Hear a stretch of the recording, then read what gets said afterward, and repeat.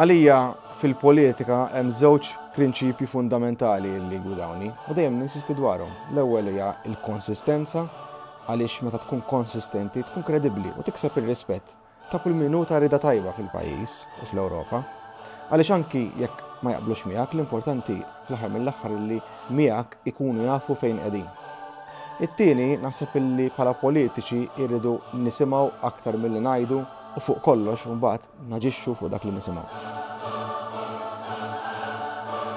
Hemm ħafna politiċi differenti illi għamlu impatt, imma naħseb illi Willy Brandt hawnhekk fil-Parlament għandna kuratur msemmi għalih u wieħed l-aktar li ispirani mhux biss għall-viżjoni tiegħu biex ikun aktar kooperazzjoni fuq livell Ewropew, imma fuq kollox id-determinazzjoni li wera favur id-dialogu bħala strument tal-paċi. Jiena ġej minn Malta fejn għalina n-neutralità kostituzzjonali hija importanti u jien dejjem nadvoka u ninsisti favur id-dialogu. Aħjar 10 snin ta' dialogu milli ġurnata waħda ta' gwerra.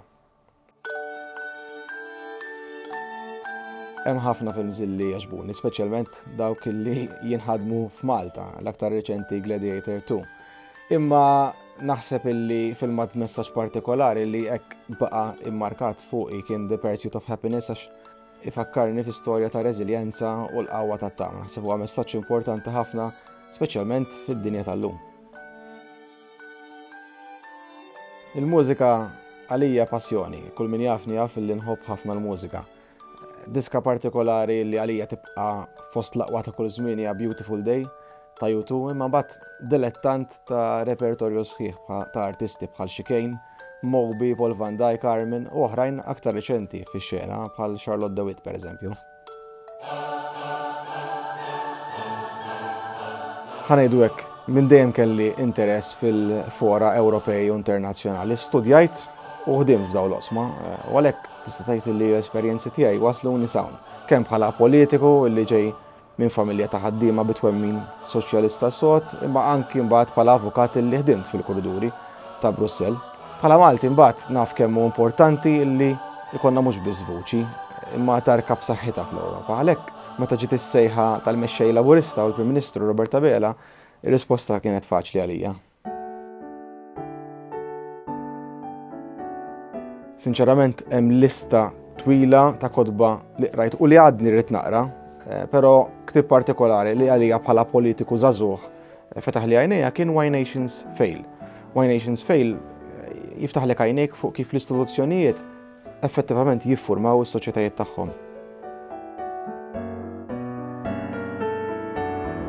Bla dubju ta' xejn l-iktar ħaġa li tirrilassani u tippreparani għal dak li jkolli qudiemi għall mużika. Ġifieri skont xi jkolli qudiemi fil-ġurnata nisma' l-mużika. Diffiċli naqsel sinċerament għax li kelli nħobbu u kull tip tikel, imma ma tistax mur ħażin b'xi plattaġin karbonara jew cacio e pepe magħmul kif suppost f'Ruma pereżempju. Jien ma niddejaqqat ngħid minn fejn tlaqt, jien ġej minn familja umli u bħala student dejjem kelli naħdem biex ikolli x'nonfoq. L-ewwel u tista' tgħid kull xogħol li kelli sa mal-ħaqt sindku kien bħala assistent fi ċejjen ta' ristoranti differenti madwar Malta. Xogħol li fuq kollox għallimni xi tfisser l-umiltà imma wkoll kif tindirizza l-pressjoni biex isservi u sservi fil-ħin, ħila li naħseb li hija imprezzabbli fil-politika.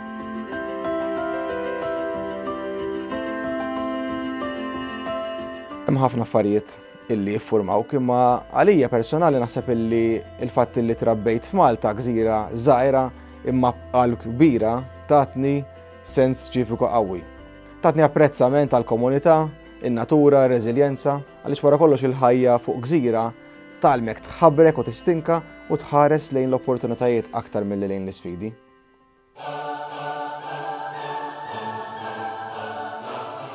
Kif ngħidu l-akbar għadu tat-tama huwa li ċedi, u għalija dan mhux il-waqt li narmu x-xugaman.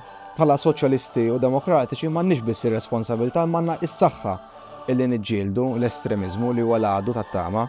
Irridu nelbu il-mibeda bl-għaqda, irridu nelbu l-biża bl-opportunità u l-firda bis-solidarjetà sinċira bejn l-istati. Ejjew nuru li l-ġenerazzjoni tagħna kapaċi tħalli unjoni aktar b'saħħitha milli sibniha, mibnija fuq id-demokrazija, l-ugwaljanza u l-ġustizzja.